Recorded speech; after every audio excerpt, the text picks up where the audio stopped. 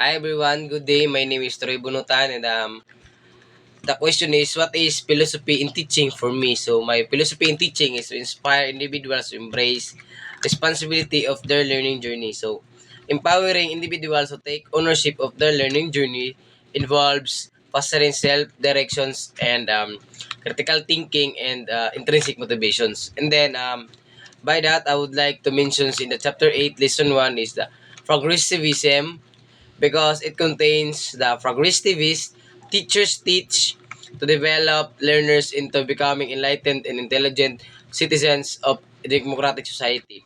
This group of teachers teaches learners so they may live life fully now, not to prepare them for adult life. So it means teaching is the process of guiding, facilitating, and learning by sharing knowledge, skills, and experiences.